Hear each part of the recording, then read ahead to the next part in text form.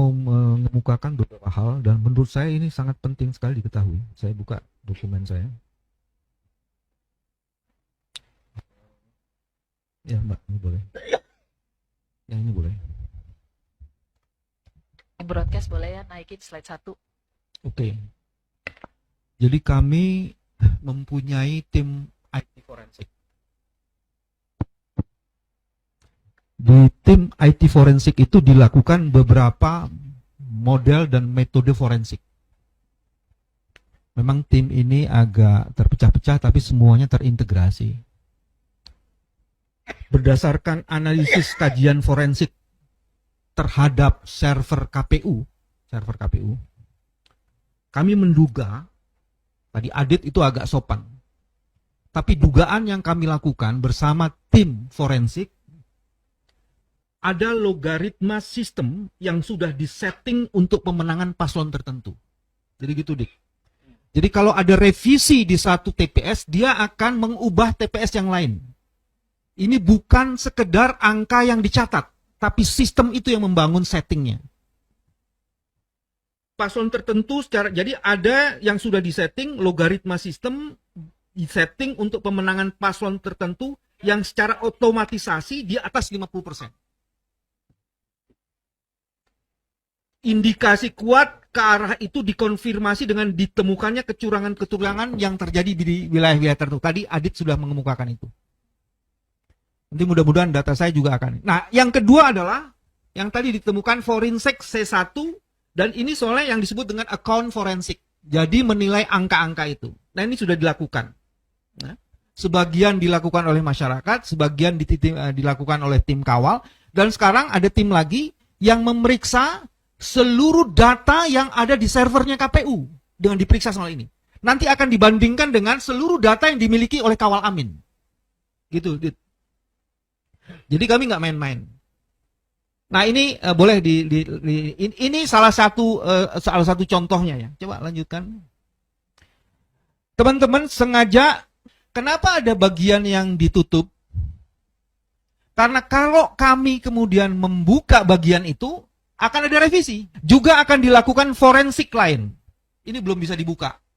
Jadi kalau terus main-main, forensik ini akan kami buka di depan Mahkamah Konstitusi. Jadi ada kecurangan yang bisa juga ditemukan dan kita mempunyai ahli forensik yang bisa memasuki itu. Apalagi kalau usulannya Bang Vijay itu diakomodasi. Kita siap dengan tim forensiknya. Karena selama ini audit IT terhadap sistem KPU tidak pernah dilakukan.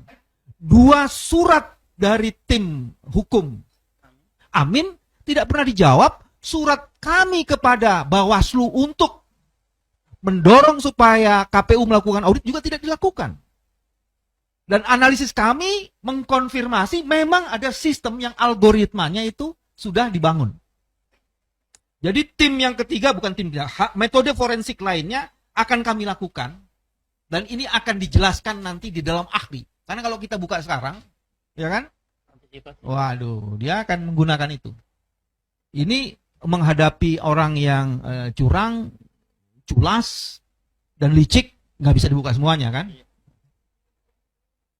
Oke, ya. Nah, kalau yang ini, teman-teman bisa lihat data di situ. Saya buka data saya supaya saya bisa lihat.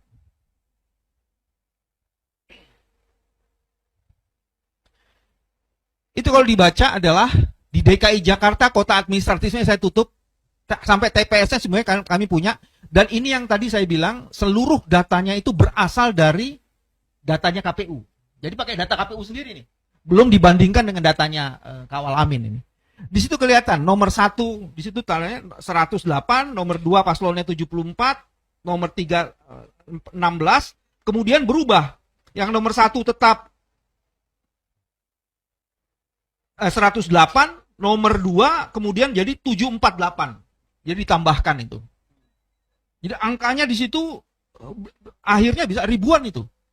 Ini enggak dari 61, 2, 3, 4, 5, 6, 7. Dari 7 TPS aja bisa 6 ribuan lebih. Nah itu contoh-contohnya. Jadi teman-teman ini betul-betul bukan sekedar salah menulis. Karena mestinya contohnya gini, mestinya IT atau artificial intelligence yang ada dalam sistem IT-nya KPU, itu dia bisa membaca. Kalau di atas 300, mestinya itu nggak bisa diinput. Tapi itu bisa diinput di atas 300. Itu kalau tidak sistemnya memang dibangun dengan rekayasa tertentu, sulit itu. Dan itu masalah kecil, bukan masalah besar. Jadi kalau masalah fundamental kayak begitu, jadi KPU tidak bisa melakukan, ya pantas saja kalau kita mencurigai ada indikasi kuat membangun sistem yang memang sudah diotomatisasi. Itu keterangannya. Mari kita lihat, ada data Bandung nggak di sini? Oke, kami melakukan khusus di Kota Bandung. Ada hasil yang menarik. Ini nanti akan diserahkan kepada tim ini. Nah, datanya begini. Di Bandung, kita mencoba memotret Kota Bandung. Dan yang kita potret baru 2% dari populasi TPS. Dan hasilnya ditemukan penggelembungan suara yang kira-kira di atas 2%. Baru 2% dari populasi, kecurangannya itu adalah 2% sampai 3% dari jumlah suara itu. Jadi kebayang tuh. Itu baru 2% populasi, hasilnya kecurangannya itu 2 sampai 3%. Jadi kalau sudah 100% di Kota Bandung, kita bisa perhitungkan. Jadi kira-kira penggelembungannya yang di bawah di populasi 2% yang hasilnya 2% sampai 3% itu udah 1.500. Jadi kalau 100% dibagi 20 dikali aja 50. Ada puluhan ribu. Baru Kota Bandung aja. Dan sekarang ada pola lain.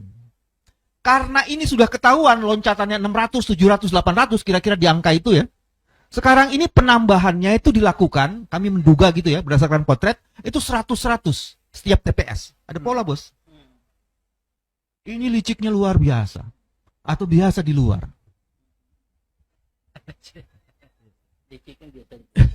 Jadi teman-teman, itu hasil dari forensik IT. Nanti penjelasan lebih lanjutnya akan kami jelaskan lebih detail. Tapi paling tidak, hari ini, dengan tim IT forensik kami, kita bisa membuktikan bahwa rekayasa sistem itu terjadi. Nah, yang perlu dilakukan adalah, saya ingat pada pernyataan Sobat Refli, kecurangan yang ketiga. Kecurangan yang ketiga, dengan dihancurkannya psikologi melalui quick count, maka kemungkinan besar transaksi jual beli suara di proses rekapitulasi kecamatan bisa dengan mudah dilakukan. Dan itu yang harus diwaspadai. Udahlah, ngaku kalah aja, lu harganya berapa? Diduga bisa seperti itu. Dan ini sungguh-sungguh menghancurkan proses demokratisasi karena tidak ada keadaban apalagi integritas.